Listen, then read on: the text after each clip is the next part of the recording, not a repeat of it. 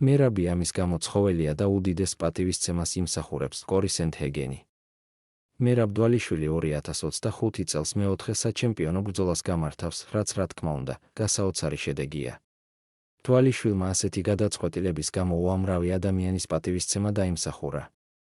იმავეს იზიარებს კორი სენდჰეგენიც, რომელიც ამბობს, რომ მერაბი უბრალოდ უნიკალურია.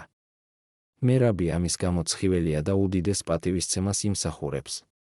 არა ავაგდებული ეს გააკეთოს, მაგრამ უნდა დააკეთებს. ეს ბიჭი უნიკალური ინდივიდია. მისთვის კარგია, რომ ასე მალე იბრძვის, რადგან მე იმავეს არ გავაკეთებდი.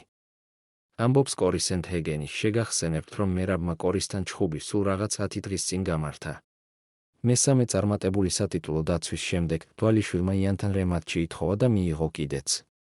დვალიშვილი 6 დეკემბერს პიოტრს შეხვდება და გამარჯვების შემთხვევაში ერთადერთი მებრძოლი იქნება, რომელიც ერთ კალენდარულ წელს ქამარს 4 ჯერ დაიცავს.